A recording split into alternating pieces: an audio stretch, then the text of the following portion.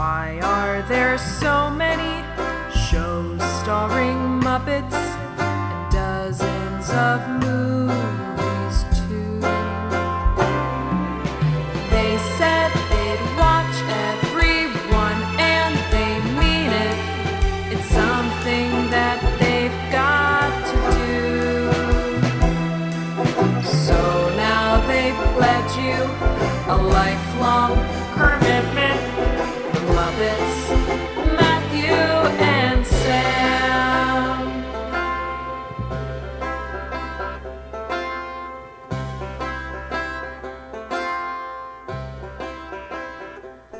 Welcome to Kermitmnet, the podcast where two friends have vowed to watch all things Muppets. I'm Matthew Gatos. And I'm Sam Schultz. And this week is our Rowlf Spectacular. We watched a bunch of the Jimmy Dean Show, early Purina commercials, along with Rowlf's appearance on an episode of a show called Our Place, which we'll have probably a lot to say about Our Place. But yeah, this one's going to be a lot about Rowlf. He's our Muppet of the Week. He's one of our favorite Muppets. He was the first celebrity Muppet. First celebrity Muppet, which I think everyone would probably assume is Kermit. Yeah. Nope, wrong. It's Rowlf. They tried to bury him. They tried to make us forget, but... They do, and I'm sure we'll talk about this a lot, too, of, like, the current state of Rowlf and the Rowlf we grew up with and the Rowlf which I guess our parents and grandparents would have experienced is a very different Rowlf than we know and love. Yeah.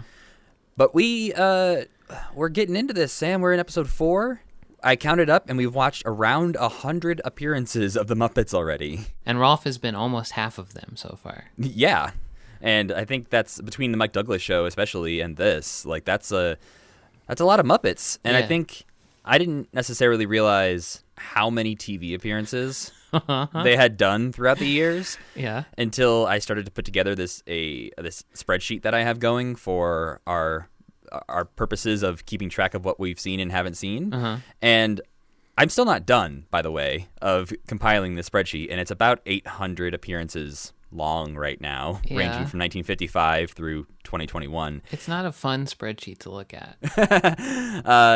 But for me, it's become sort of a part-time job in the past 2 weeks to put this spreadsheet together, because basically my method of madness is going to the Muppet Wiki, looking at their TV appearances tab, and then going alphabetically through all the shows, and then keeping track in my spreadsheet of where and how many times they've been on these things. It's down to the freaking week, too, buddy. Are you okay? Yeah. I mean, yeah. Relatively, I guess. It's one of those things where I'm powering through, and I know that when it's done, it's done. Yeah. Because, like, once I have this list made, all I have to think about is new things that are happening with Muppets from here on out. Because, yeah, we have a lot of things on this spreadsheet that we'll try to watch, but a lot of them also just aren't available to watch. Yeah. Old episodes of the Rosie O'Donnell show where Elmo visits 7 times in a month are going to be hard to track down, probably. Can't stream the Rosie O'Donnell show anywhere, probably. I have the notes on here, too, of, like, who's appearing, and I kind of forgot how big of a deal Elmo was. Well, yeah, in the people 90s. were trampled to death, weren't they? But in the Tickle Me Elmo craze? Yeah.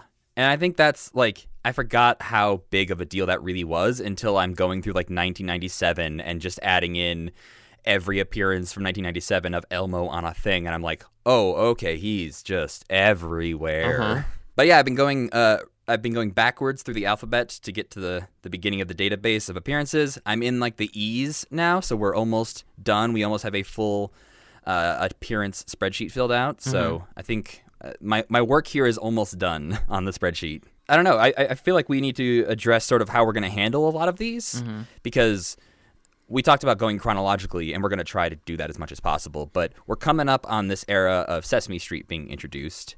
And Sesame Street introduces, not only a whole new, like, fork in the road of Muppet characters, but also thousands of episodes. Yeah, literally of a show. Countless skits, and like every episode had a little storyline, and there was an episode every single day until today, from like 1969. Yeah, it's still going. Yeah. That would be its own, like, you could do multiple podcasts just about Sesame Street. And that's not necessarily what we're here to do. So our plan as of right now is that we're going to talk about Sesame Street sort of by the decade. So in an episode or two from now, we'll be talking about the beginnings of Sesame Street, how that got started in sort of some of the first season episodes. And then as we get through the 70s, the 80s, and 90s, we'll talk about it more. I know we've like committed to watching everything the Muppets have ever done. I don't even know if it's possible for us to watch every episode of Sesame Street. Yeah, the human life is only so long. Yeah, that's kind of what our theme song says, a lifelong Kermitmnet. Yeah. Which, a little tongue-in-cheek, obviously, but Yeah. also I don't even know if it would be possible for us to watch other things and enjoy things outside of Muppets if we were saying we were going to watch every episode of Sesame Street ever. We'll definitely talk about Sesame Street, but I think we're probably going to, when you're looking at the scope of this podcast, we will be prioritizing non-Sesame Muppets over the Sesame Muppets. We're sorry if this upsets you. I'm sure there are probably some Sesame Street podcasts out there that are doing that. You gotta let us live. But we will talk about Bert and Ernie skits. We're gonna watch some of that stuff. We're gonna dip in every decade, take Sesame Street's temperature, see who the big star is, stuff like that. But we will get to that as we dive into the 70s. We have a Muppet explosion that happens in the 70s that we'll have a lot to talk about. But for today, we're still back in the 60s. We have watched as much as we can of the Jimmy Dean Show, which was a show that aired for, 3 seasons? 63 to 65. 63 to 66, I think. Is Oh, what it okay. was, yeah. And yeah, I'm sure Sam has a lot more to say about what the Jimmy Dean Show is. While Rowlf was made famous on the Jimmy Dean Show, right before the Jimmy Dean Show, he showed up in Purina commercials, which we watched. I don't think we watched all of them. We watched a handful of them. And they are not the best, but they did lead to Rowlf being on the Jimmy Dean Show. And I'll talk more in the context about what the Jimmy Dean Show was. But basically, it was a primetime variety show with a country western flair. And once every episode, Jimmy would go and talk to his old buddy Rowlf, the dog, who was always up to something like getting into jazz or writing a new song or hatching like a get-rich-quick scheme. There's kind of one big running storyline through the Rowlf skits, which is that he's in love with Lassie, and for a while he's begging Jimmy to have Lassie on the show, and eventually Lassie's on the show, and then there's a more Lassie skits where Rowlf is like pining over Lassie or writing Valentines to Lassie, and Lassie comes back every now and then. But in terms of storyline, that's about it. Otherwise, it's just kind of like a little sketch that they do together, and they always sing a song at the end, and they're very cute and wholesome. And Jimmy pets Rowlf, and it was like, is a real dog. It's really cute.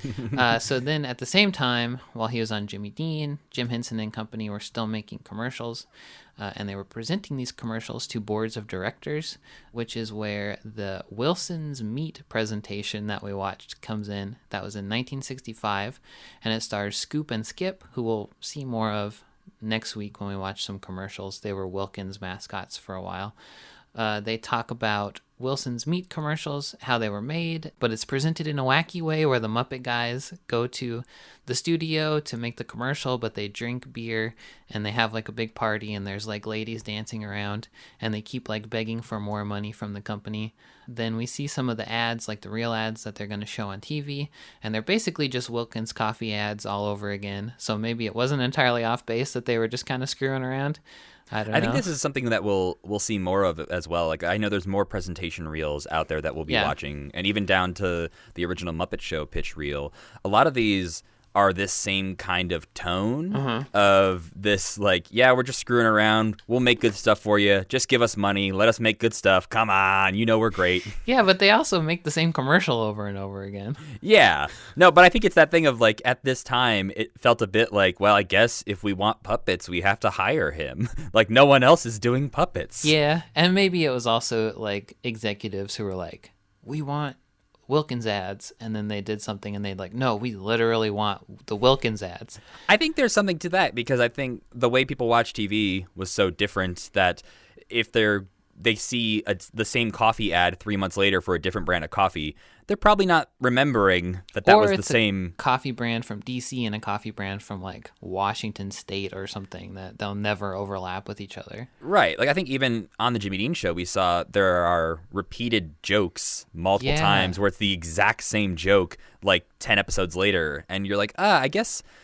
people weren't as concerned with watching every single episode or catching every single joke or being able to watch them back to back to back to compare. So I think TV watching was just so different back then that you could get away with more things like that. It's hard to tell if his belly button blowing out was like a running gag or just something that they thought was so funny that they recycled a few times. I think it was a running gag because it came up in multiple descriptions I found online of the show. Like that was something they mentioned. It was like Rowlf makes fun of Jimmy's big ears and he blows his belly button out. Okay. That's weird. Yeah. A little bit of body horror. So we watched that Wilson's Meat thing because Rowlf pops up for literally maybe not even 2 seconds and says... But he's using his celebrity. Yeah, to add clout to the whole thing where he's like, hey, I'm Rowlf from the Jimmy Dean Show. And it's like, they say, hey, we're famous for the Jimmy Dean Show. Then Rowlf pops up and says, hello, here I am. Like it's not just the same dude with a different puppet on his arm or something.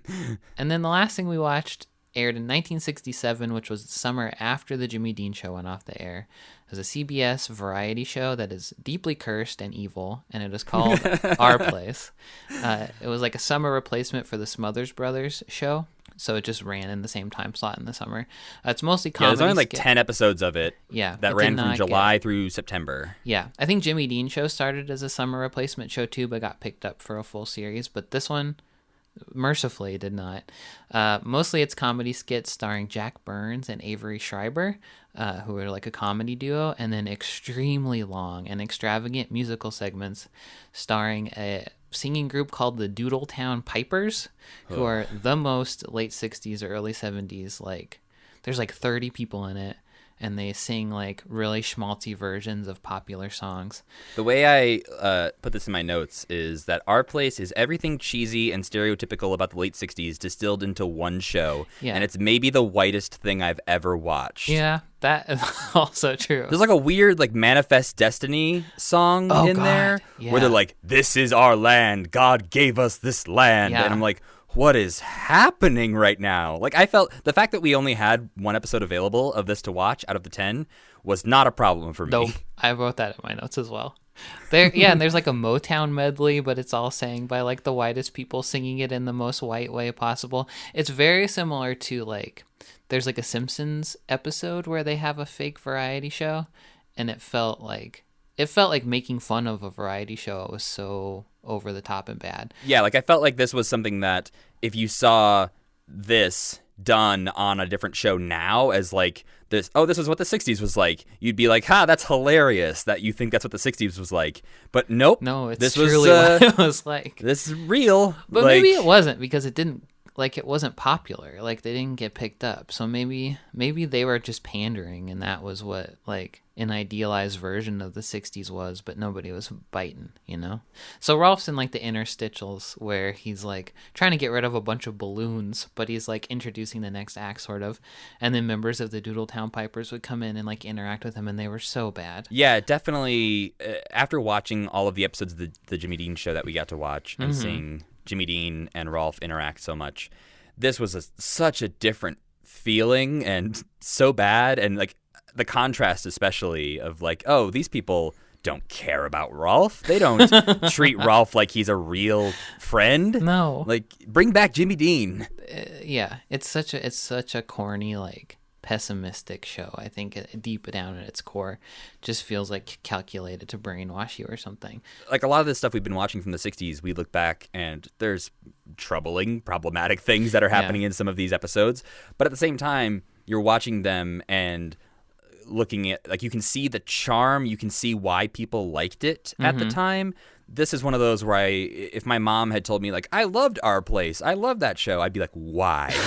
What is wrong I need with you to tell me what about this show you liked. Yeah. There were 10 episodes. Mercifully, it seems like only one has survived. So we watched one of them, and that was all. I really tried to watch the whole thing, but I couldn't. You were a better man than I. I couldn't do it. There's an extremely racist comedy routine about Eskimos. Did you watch that part? Yep, I saw that one. Yeah. I saw he's basically complaining that every other famous person is out there like raising money and supporting other minorities. Yeah. So he's having trouble finding a minority to support. Yeah. And oh boy, it's worse, if not as bad as I just described it. Uh-huh. Like It's what you're much worse, thinking? I think. Yes, and that's Dick Shawn, who is the guest host. Who I is guess. that? Do you know who that guy is? He's in the producers. I think he's he's in the old producers movie. I believe Okay. he's the guy they hire to play Hitler. Okay, because he sings too, Yeah. so he's like a singer, right? A Broadway Yeah, I think he was guy, like a it seems singing like. comedian guy. Right. Yeah. Well, yeah, he sucks. And like building off of the fact that he's complaining about celebrity and minority causes. This is like during the civil rights struggle, and Yeah. just not great. To be frank, there's some parts of the Jimmy Dean skits where Rowlf is making fun of protest culture, which Yes, absolutely. Especially there's one where Jimmy Dean introduces it was like everyone's protesting something these days. yeah, like civil And my buddy rights. Ralph. Yes. This is again during the civil rights Yeah. movement. So it's like making fun of the idea of protesting. Not a great look, with Jimmy a Dean. dog puppet. So yeah, I can talk a little bit about the context and who Jimmy Dean even is if you want me to. Yeah, because I know he's the sausage man. Yeah. And I know he's the Big Bad John country music man. I had never heard Big Bad John until they sang Big I Bad don't think Dog I could in have this told one. you it was Jimmy Dean, but I grew up knowing the name Jimmy Dean because my family was like a country music family. And then I grew up knowing that song and then realizing that he was the same man as the sausage man, but he's not James Dean. No, I'm not related to James Dean or anything like that either. He is a country singer, like you said. He sort of leans towards being a novelty music guy, I would say. Big Bad John's kind of a novelty song, and then he has like sequels to Big Bad John in his, like where a voodoo witch brings Big Bad John back to life after he Nice. dies in the mine. So I think he was kind of like a corny dude a little bit. Maybe didn't mean to be, but he was. But he was also a DC area radio DJ where he would have country singers like Patsy Cline on, like for her first appearance ever in anything. And in 1957, his radio show got picked up and turned into a TV show, which aired nationally on CBS. This is not the same show that we watched. So he was doing that show, and then at the same time, he was writing music. And in 1961, he had a #1 hit and won a couple Grammys for Big Bad John, which Jimmy and Rowlf will sing a parody of in one of the clips we watch called Big Bad Dog. And around the same time, he was a guest host on The Tonight Show.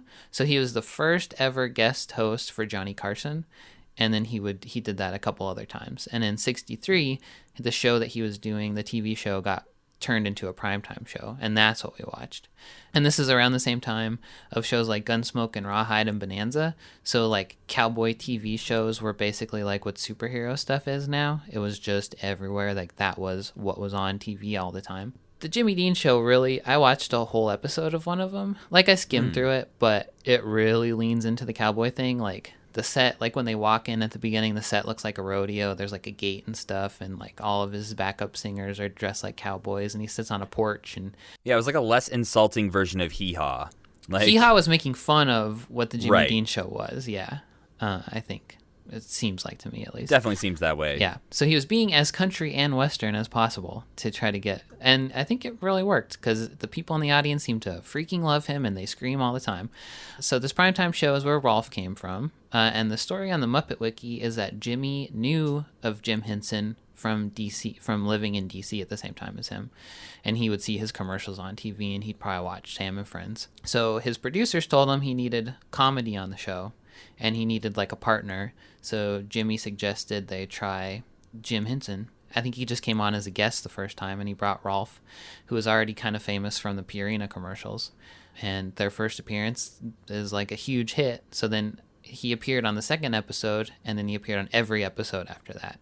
So I think originally he was just intended to be a one-off thing. Yeah, it was basically they said that like they got like thousands of letters or something saying like we love Ralph, bring him back. Yeah. and then Jimmy Dean was like, I'm not letting you go anywhere, dog.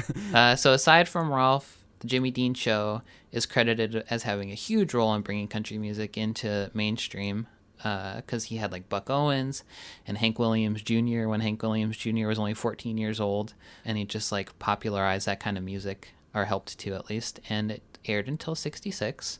And then in 1969, he started the venture most people would know, which is what you mentioned already, the Jimmy Dean Sausage Company. And that is kind of like why his name is still known to this day, I think. Yeah, he's the man who wraps pancakes around sausages and puts them on a stick. Yeah. Not him personally. No, anymore, but he seems like the kind of dude who would do that. That stuff sort of seems in line with the weird SK Meat ads we've seen. Totally. Where it's like There's a lot of pork meat. and bacon flavored sausage. Yeah. And it's like, that sounds nuts. But then you look at the Jimmy Dean stuff of like, oh, maple pancake wrap sausage egg things. And you're just like, all right, fine. My entire breakfast on a stick. Yeah. Sure, Jimmy When Dean. people needed to advertise weird meat, they would always turn towards the Muppets, or were inspired perhaps by the Muppets. And one last thing about the Jimmy Dean Show, to put this in the timeline that we've been going through a little bit more concretely. Last episode, we talked about the Mike Douglas Show, and that aired in the summer of 66. So I think that was right after Rowlf had gotten canned from the Jimmy Dean Show because it went off the air, which makes it a little sad for me. And then we also watched the appearance in 1967, I think, when they were on the Ed Sullivan Show, singing their last duet together, which I think actually was the last time they appeared together on anything. Which I found kind of interesting that, like, both of these people, Rowlf and Jimmy Dean, continued to be famous for quite a while, and yet they never thought to, like, team them up again on The Tonight Show or anything. Yeah. Sometimes you'll, like, in some of the celebrity wiki pages on the Muppet Wiki, it'll say, like, this so-and-so appeared in the background of the Muppet Go Hollywood special. Because I know Mike Douglas did. And I wonder if Jimmy Dean maybe was there, and he just didn't end up on camera. I hope he was there. But it does seem weird that, like, nobody remembered. Like, Rowlf will show up in a few other things later on and be like, nobody remembers me.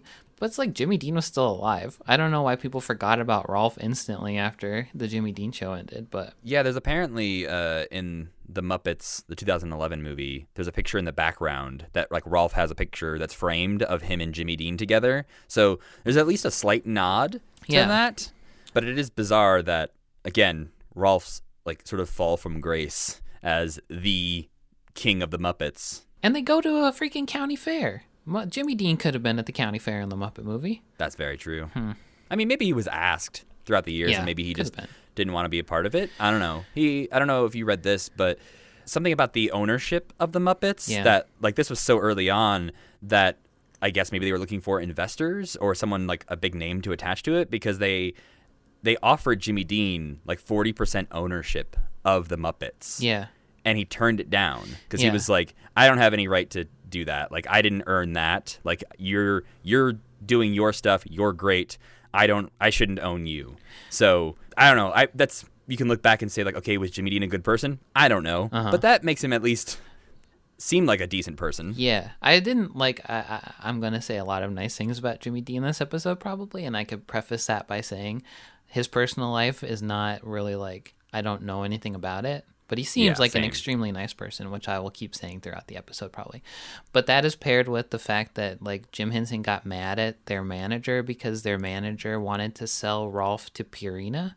And there's, like, a quote of Jim Henson saying, like, don't ever sell anything that I have created to anybody.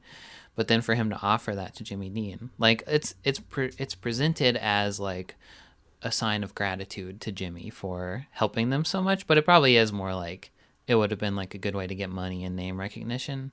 My read on the Muppets and Jim Henson and stuff at this time, it's very interesting how Rowlf is handled in relation to a lot of these other TV appearances, because on all of the other appearances we're watching, it is very much like Jim Henson and his Muppets are here to put on an act for you. Whereas on the Jimmy Dean Show, you never see Jim Henson. He's never referenced. I mean, obviously, we only watched about half of the episodes that we could find, so maybe there's some times. Well, I think he was uncredited. I don't think he was even credited in the show. Yeah, I think Rowlf was just credited as himself. Yeah, and that's a very different treatment from what we've seen so far. And I wonder if, I don't know, if, like, Jim Henson started to feel like maybe that was the route, like, things were going to start going more, and so, like, attaching themselves to a bigger star was the way to go. So yeah, like, it's interesting to think of, again, the hypothetical of what if Jimmy Dean had owned half of the Muppets.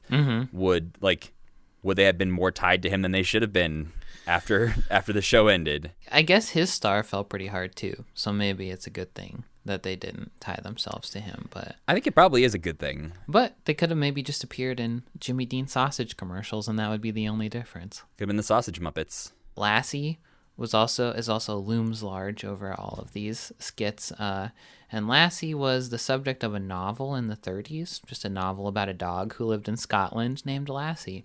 And then in 1941, they made a movie and cast Pal the dog as the title role.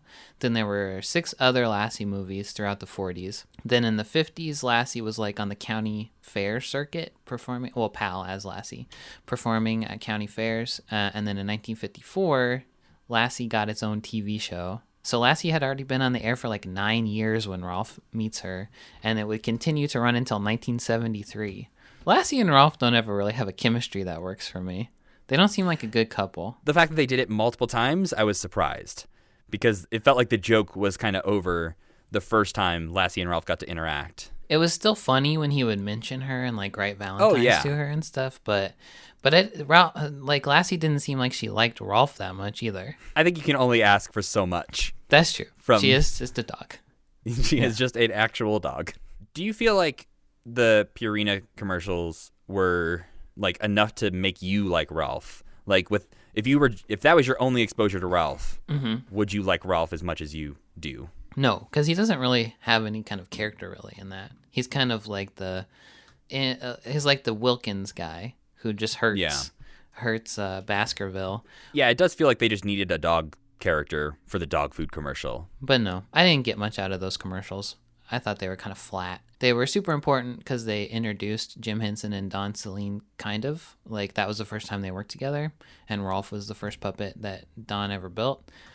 So, like, they were fundamental to the story of the Muppets, but they kind of sucked, too. Yeah, like we talked about last week, the Muppets changed so dramatically when Don Celine came on. And we'll see more of Don Celine as we watch the, like, Muppets on Puppets specials, and we get a bit more of the behind-the-scenes stuff of the how the Muppets are made. Yeah.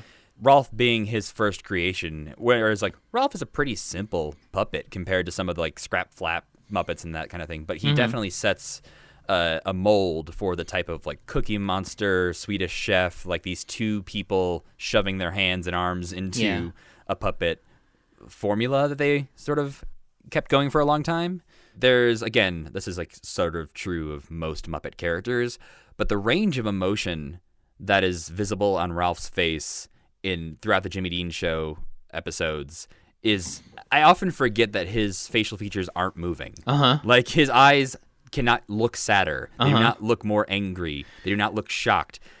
His ears flap and his mouth opens and his arms can move. That's it. Like, he cannot show emotion really, but you believe every bit of emotion that he is trying to convey. There's something to the way Don Celine like started making the Muppets really have like a life behind them, because before that you see the Yoriks and the Sams and those kinds of like types of characters who are just dead-eyed, not doing much, and like hard. And so I think he really brought that life into them. Yeah. Kermit is not like that, but Kermit more and more seems like a fluke. Like a Jim Henson absolutely. fluke. Like, I think that's why like he kind of stuck with that one. Is like, one, it's personality-wise very close to him, voice very close to him, and clearly the best puppet out of all the Sam and Friends puppets. But did he make Wilkins and Wonkins? Because those were kind of okay too. From what I remember, he designed those. Jim did, and like so put them together. Yeah, because it does feel like it's not like the Muppet style changes either. Like Don Celine learned what Jim wanted and like the style that Jim drew in and created in, and just ran with it from there.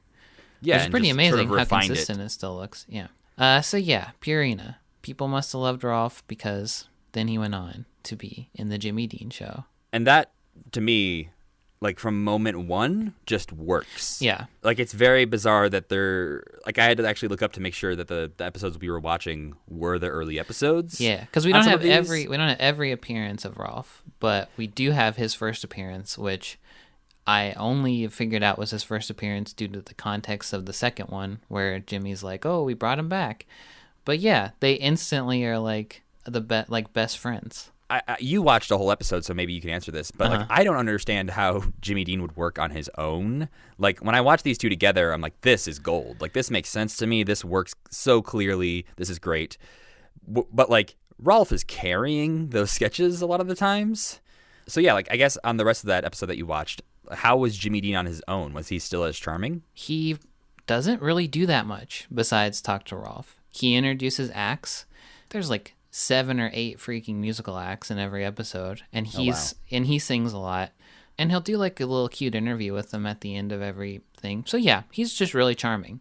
He treats Rowlf like he treats everybody else, which is kind of amazing because Ralph's a little puppet dog. But yeah, he's just like a fun guy, it seems like. I had to remind myself that like this was a new concept, that the idea of treating the Muppets like actual people, essentially. Like they kind of allude to that on some of the TV appearances that were happening around the same time. Yeah. That you forget that they're not people. But this was the only time that it really felt something close to what we see on the Muppet Show or Muppet Christmas Carol, where you have people interacting with the Muppets and not treating them as a puppet or referencing that there's a guy down on the ground behind him. Like the only time I ever thought about Jim Henson like performing Rowlf was there's a sketch where Rowlf is in jail.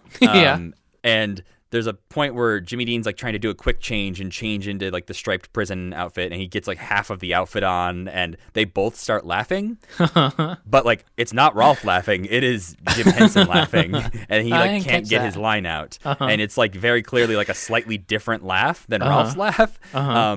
And yeah, the whole sketch kind of comes to a halt for a second there. But that's the only time where I was like, oh, right, Jim Henson is there. Because he also, when you watch Kermit and you watch Jim Henson, you're like, I can see this man being that character. Yeah. Whereas I feel like Rowlf is like a whole other side of Jim Henson that we don't necessarily see when he's on camera. It's really easy to forget that Rowlf is a puppet. I was kind of surprised at how many very, very sweet moments there are. Throughout this in their friendship of like at one point for Christmas, Rowlf gives Jimmy Dean a collar and a leash. And so they can be closer to each other. Right. And Jimmy Dean's like, oh, I don't think it's going to fit, Rowlf. He's like, no, the collar's for me and the leash is for you. So we're never apart. And he's like, oh, we don't need a leash to never be apart, buddy. You'll always have me. And I'm just like, oh, it's so sweet. And that's also not true. You're not going to have Jimmy Dean forever. It made me really sad to think about Rowlf outliving Jimmy Dean. Yeah. His personality is based entirely as being like the foil for Jimmy Dean. And he doesn't have a personality after the Jimmy Dean show, really. Like he does in the Muppet movie, and it's a pretty similar personality, but he just doesn't, there's like a piece missing from Rowlf forever after this. Yeah, he becomes just the piano player who is good, who's funny, but it feels like no one knows about Rowlf's secret past as a big celebrity. Where he like would start playing the piano and start telling someone, they're like, yeah, sure, you were on the Jimmy Dean show.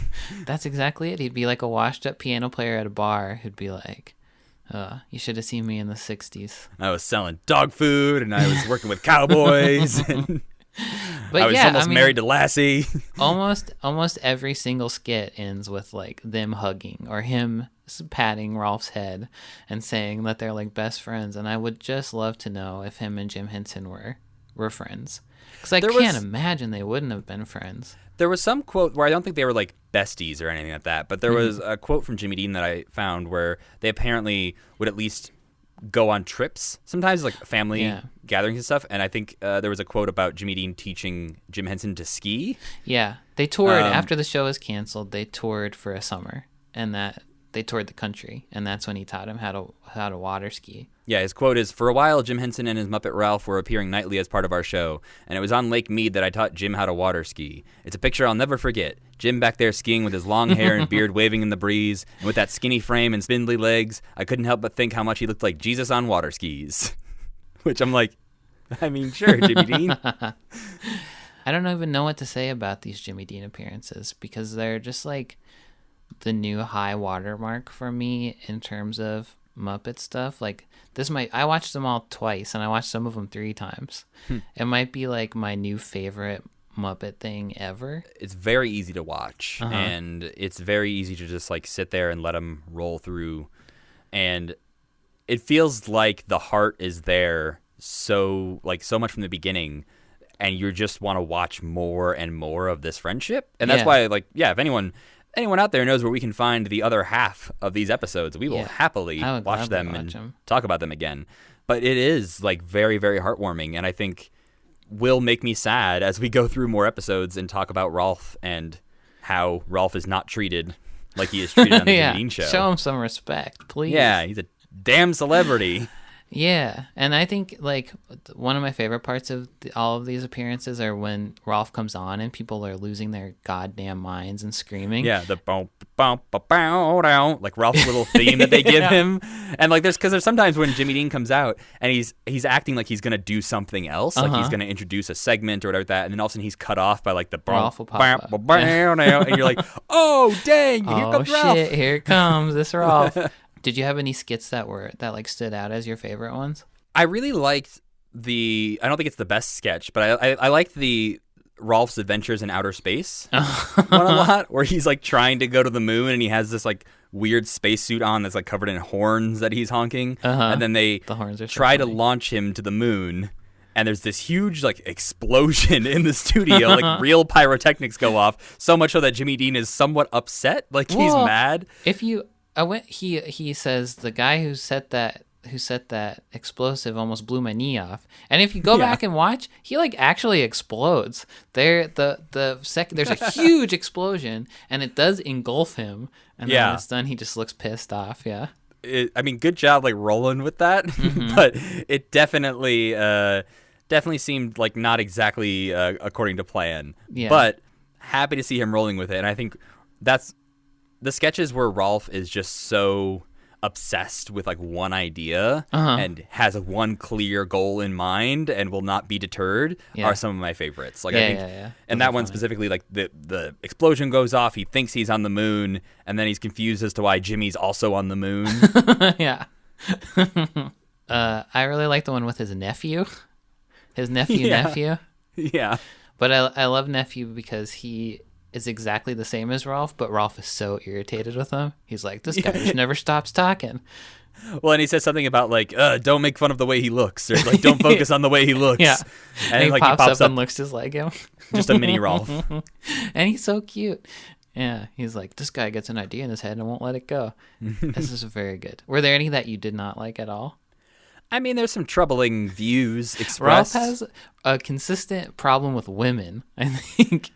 He's leaning into that sort of like Ralph Cramden, Yeah. like 60s dude kind of jokes Yeah. sometimes. Not all the time, thankfully. But specifically, there's one where they were talking about a woman running for president, and he has a whole cornucopia of sexist jokes to toss out there of like, we can't have a president with dishpan hands. Yeah.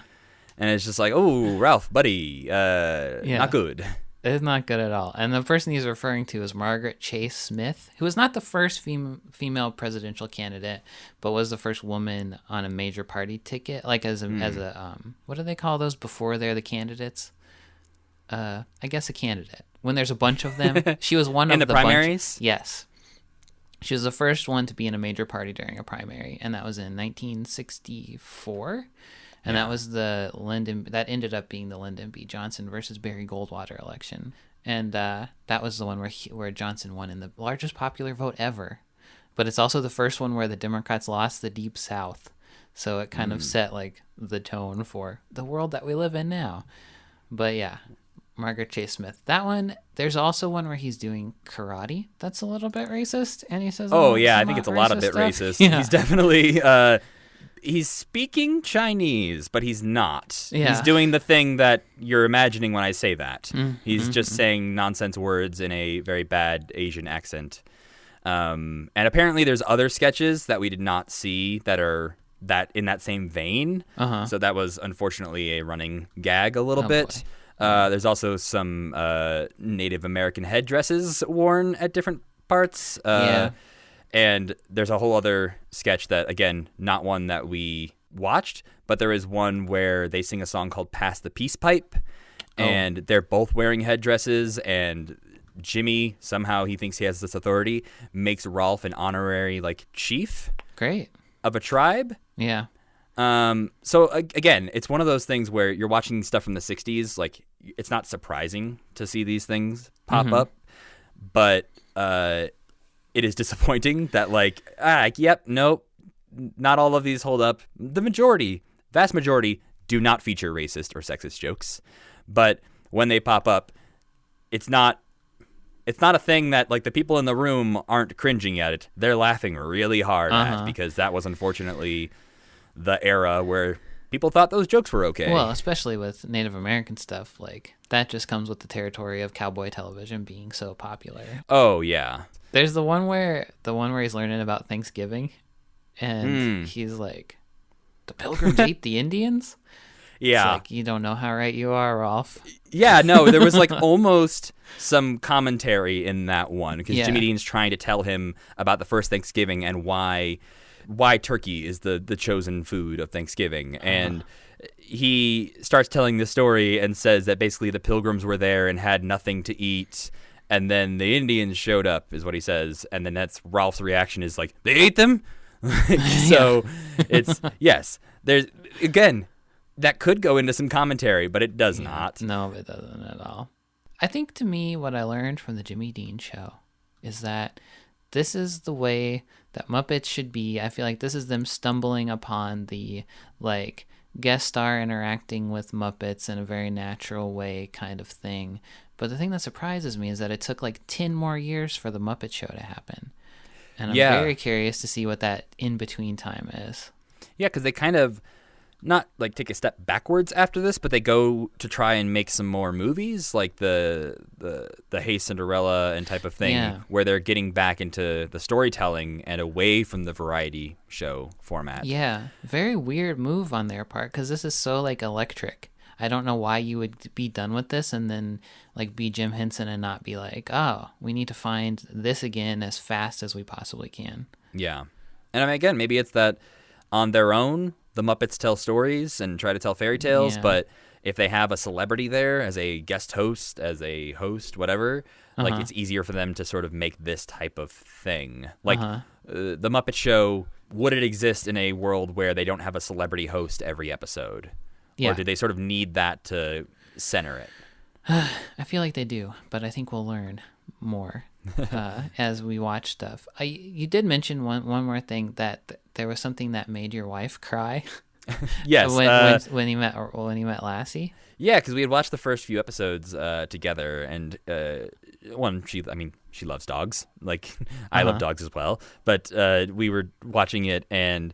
When Lassie finally appeared and they start cuddling at the end and stuff, like it was one of those cries where you're like, why am I crying? Why is this making me so emotional? I don't understand. But Lassie and Rowlf finally getting to meet and being in love made her weep. I got choked up, and I've watched this one a bunch of times. It's maybe like his third appearance when he's feeling sad because Jimmy won't record an album with him, and then they sing that Consider Yourself song to him, and all the cast comes out, and they like push him out into the middle of the stage, and they're like, I'm getting choked up thinking about it right now. I'm just like so proud of Jim Henson in that moment, because I feel like that's them saying, you're on the show forever now, and like you're one of our friends, and it's like such a straightforward like, you earned this, Jim Henson. After like 10 years of working your ass off, you are now on the Jimmy Dean show as a cartoon dog. and so that is your ticket to the big time.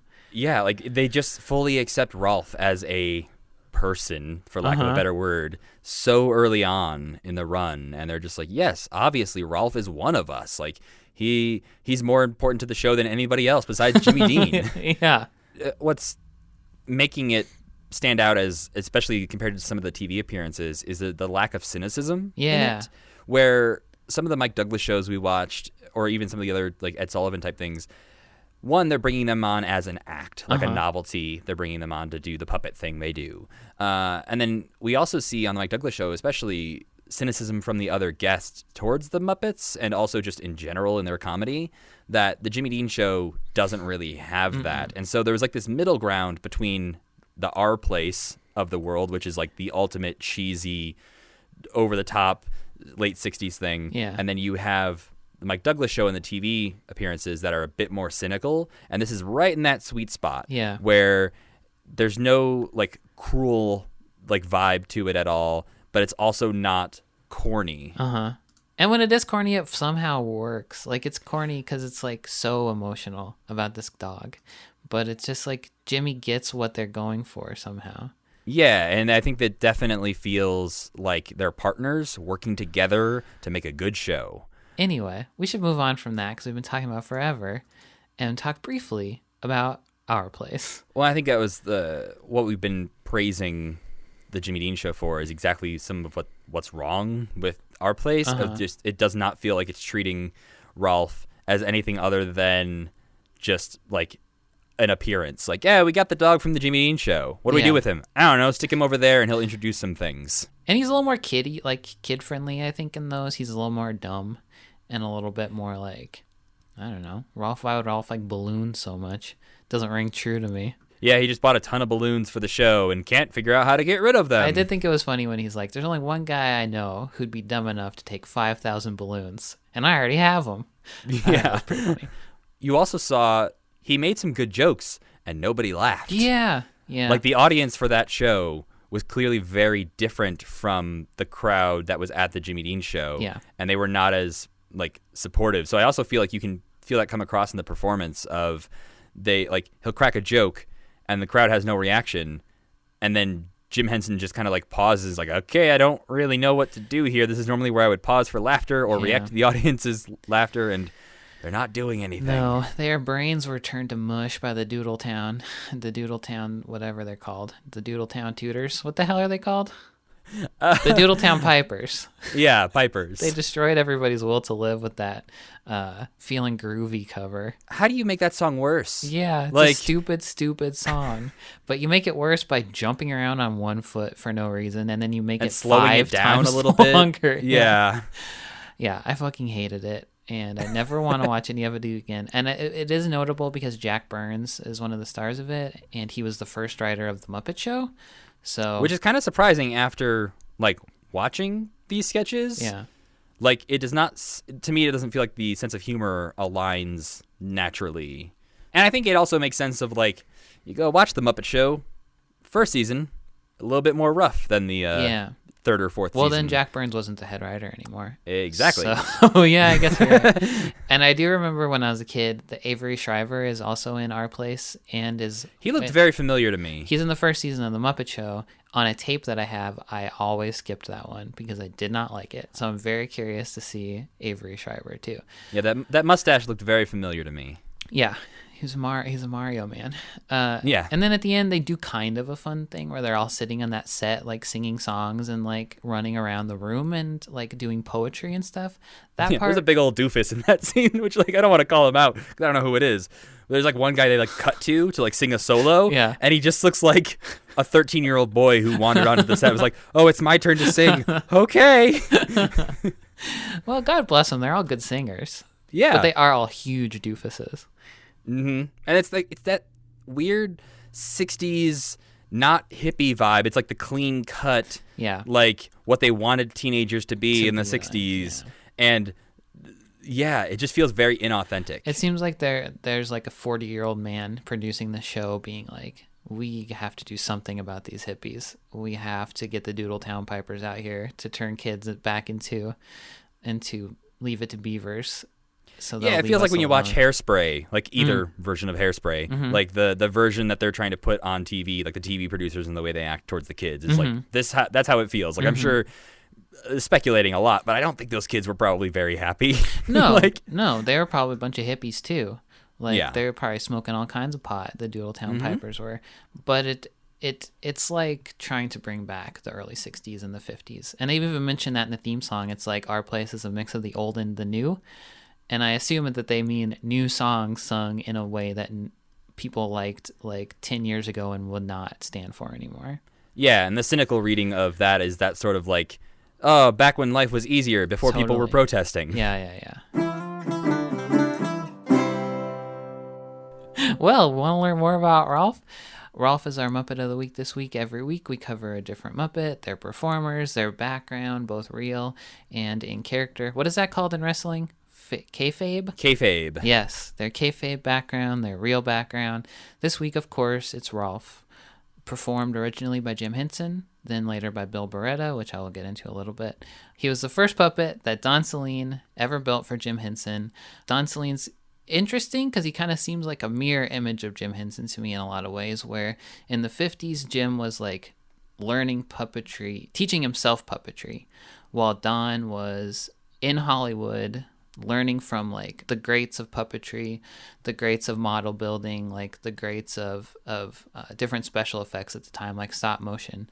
So he worked in Hollywood and was just like working on Hollywood projects, and then moved to New York in the 60s, where he met Jim Henson at a puppet convention, which apparently you could meet a lot of great people at puppet conventions back That's where then. Jim Henson met everyone he ever worked with. And then a couple years later, Henson contacted him to help him build puppets for the Purina commercials, and the first puppet was Rowlf. I assume the second one was probably Baskerville, but I don't know that for sure.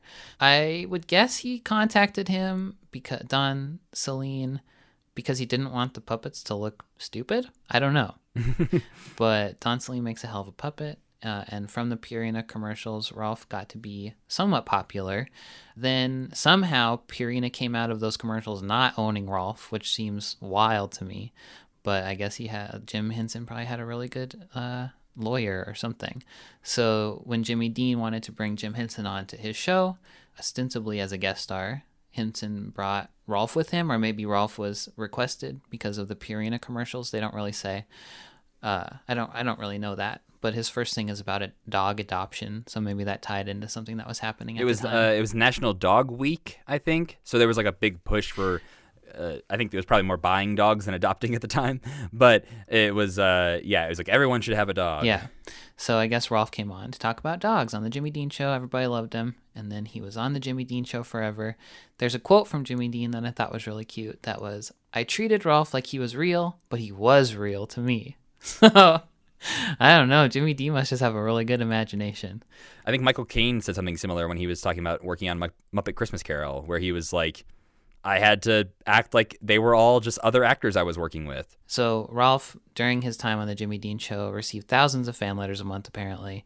The audience would freak out every time he'd show up. He went to perform in Vegas with Jimmy in 1964, and after the show ended, they went on a farewell road trip tour through the summer of 66. Then for the next decade, Rowlf kind of popped up every now and then doing cameos, like using his fame to add credence to projects, it seems like. But then during the same period, Kermit started to become more and more, I think, of the main attraction. And then in 1976, he was back in a major role, not major, pretty big role as the piano player on The Muppet Show.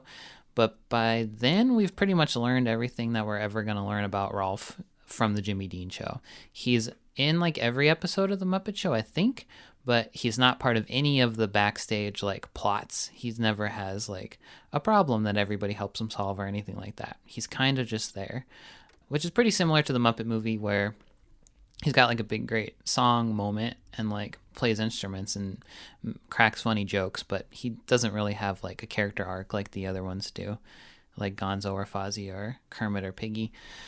Then, when Jim died in 1990, there was a rumor that I remember hearing that Rowlf would never speak again out of respect for Jim Henson. Because there's like kind of a little bit of confusion maybe about who Jim's favorite Muppet was, and if it was Kermit or if it was Rowlf. Some people call him Ralph, some people call him Rowlf is another Jimmy thing. Dean kind of calls him Ralph Yeah. from time to time, but I think that's maybe just a southern accent. But I think Jim was Kermit and probably loved Rowlf just for like the sentimental reasons of his golden glory days or something. It seemed like Jim Henson was definitely one of those people who liked to disappear behind an outrageous character that like a Dr. Teeth or a Rowlf or something like that, where it's just like, this is barely me anymore. Mm-hmm. Like, this is just a whole other side of me that I get to yell out as a dog. I get to do my other gravelly voice and sound like somebody else. So I don't know if it was exactly true that they planned for Rowlf never to speak again, because I think also they were just trying to figure out who would replace him, and eventually it was Bill Beretta, who I don't know when he started working for the Muppets, but he took over a lot of that same kind of voice range characters like Dr. Teeth and Mana, so he does all that stuff now. and he is Pepe. I think he is like Pepe, one of his too. more famous, Yeah. like ones that he created was Yeah. Pepe. Yeah. So- And then I think Rowlf talks a couple times in Muppets Tonight, which makes sense that would be around the time that he started doing the voice. But his first big rollback was in the game Muppets Race Mania, where Bill Beretta has recorded many lines for Rowlf, and that was kind of Rowlf has a voice again. And since then, he's been in all the new Muppet movies, kind of referencing his role in the first Muppet movie a lot. And he was in the TV show that they made that was kind of like The Office. He was like the bartender, but I think he might only show up a couple times. yeah, I don't remember him playing a very large role in that. No, he's just like he does kind of what he does in the Muppet movie, where he's like working at a bar listening to people's problems. So he's still doing okay, and he was in Muppet Babies and stuff. Like, he is a prominent Muppet, but he used to be a star, baby. In terms of like his kayfabe biography, he used to be Jimmy Dean's dog, I guess. He has a nephew named Nephew, but doesn't have a brother, so I guess he must have a sister. But we don't really know much besides that. He likes to sing and play. He plays like every instrument. He maybe is a little bit misogynistic, or just kind of likes doing his own thing, is what it seems like. I mean, when you think about like the song he has in the Muppet movie, the misogynistic thing tracks a little bit. Yeah, like totally. I'm sure they get away from that more on the Muppet Show and these days, but Yeah. I think that was part of that sort of rough and tumble character they gave Rowlf. Yeah, he's just a dude, and he's like Yeah. a dude who drinks beers and like hangs out with Jimmy Dean on a porch, and that's like his thing that has still carried on. He's still kind of just a guy who's there, who's good at playing piano, and that's what he likes to do. And he's just Rowlf, and you kind of know who he is from the minute he opens his mouth. But yeah, do you like Rowlf? I do like Rowlf, and I think I like Rowlf even more now that I've watched so many of these Jimmy Dean appearances, because my main exposure to Rowlf was through the movies, where he plays a pretty small role, and pretty much just knew him as the piano player, which he doesn't even play piano in the Jimmy Dean show. And so, yeah, getting to see him more as a character and understand the depths of Rowlf, like, is, I don't know, maybe I'll have this with every character that we start to dive into more, but definitely put him up near the top of my Muppet list. I think in terms of raw, how often they've appeared, Rowlf's probably like one of the top Muppets. He's probably had more screen time and character development than almost anybody else. Well, and especially when you think of like solo screen time. Yeah. Like, a lot of Muppets get lumped together into things, whether it's like, okay, Big Bird and Oscar are going to appear on Hollywood Squares, or Kermit and Miss Piggy are going to do this. And when you think about the Muppets that sort of get their own solo TV appearances, it's probably like Kermit, Elmo, and Rowlf have the most solo screen time. Right. And Cookie Monster's probably up there too at this point. Probably, but yeah, as far as depth goes, He likes Cookie Monster's and got that's kind of pretty like much it. one thing. Yeah, I think Cookie Monster has some secret layers to him. I have a very weird fixation on Rowlf, and I tweeted about this recently, I and I want need to- to know more. Yeah. Okay. So my mom has this puppet, this Fisher Price Muppet Show puppet of Rowlf, which in my mind feels exactly like the Rowlf puppet must feel. And I just remember touching his nose and thinking, this nose feels better than anything I've ever touched. It's like hard rubber. And I'll give it a little bite. So I want, for some reason, it's been stuck in my head forever, that I want to meet Rowlf and touch him and pet him, and then give his nose just a little bite to see if it feels the same as when I was a baby and I would bite on that Rowlf nose. I feel like 90% of that plan is achievable. Just the biting part, isn't it? But maybe it's the last thing I could do, and then they kick me out. I could just be like, Rowlf, can I have a little smooch? That's my dream. I need to touch Rowlf, is basically what it is. Well, and you need to bite Rowlf. I don't need to bite him as much as I need to touch him, just to see to if that know- puppet feels the same as he really does. But yeah, I think because my mom owned this puppet, I have always been really attached to him for some reason. He's really cute. I like watching him play piano. So he is my number one favorite Muppet of all time. I'm locking it in early, and I could change to somebody else, but I don't know who else it would be. Like, Fozzie's number 2, but Rowlf, he's really where it's at for me. And my esteem grew for him considerably watching these Jimmy Dean skits. But I feel like Gonzo for me is going to be the one that like I'm always going to wish we had more Gonzo content. I've never really understood Gonzo. Maybe by the end of this, I'll see why people like Gonzo so much. But for me, I just don't get it. Well, that does it for our Rowlf Spectacular. We'll be talking about Rowlf a lot still on this podcast. But if you are out there and you happen to know where these lost Jimmy Dean episodes are and want to send them on a VHS tape to one of our houses, just let us know. We'll set that up. But aside from all this lovely Jimmy Dean content that you watched like 3 times over this week, did you watch any non-Muppet things that you enjoyed this week? Here's a weird one that I think I already recommended, and if I did, I'll recommend 2 movies then. The first one, you should watch the 70s Popeye movie. It's a musical starring Robin Williams, and he's got freakish prosthetics on his arms to make them look big and scary. But it's very good, and the music is really amazing in it, and it's kind of like a tearjerker movie about Popeye taking care of Sweet Pea and just trying to find a family. But if I already recommended that one, I'll recommend the Flintstones movie because I watched that recently too. John Goodman and Rick Moranis as Barney and Fred, and other way around as Fred and Barney. And the props and the sets and stuff, and the puppets, there's puppets in that everywhere, are so freaking good. They just want to go live in Bedrock. And I've been watching all these that movie as a kid. Old shitty movies that were like bad at the time, but I think the fact that they don't have CGI has made them age so much better than like the old movies that like actually came out when I was a kid that did have a ton of CGI, or like I guess Flintstones did, but like more modern kids movies that just like after a year you can't look at them anymore because the CGI is so bad. Yeah, puppets make all the difference. So watch the Flintstones movie. I honestly was not watching much outside of Muppet stuff this week, and still I'm watching New Girl for the first time ever. Oh, through. yeah. Yeah, I made it like 3 seasons through, like years and years ago, and then just stopped for some reason, and now I'm finally in the last season, so I'm getting through that finally. For me, New Girl has the same trajectory as West Wing, where the first 4 seasons pretty strong.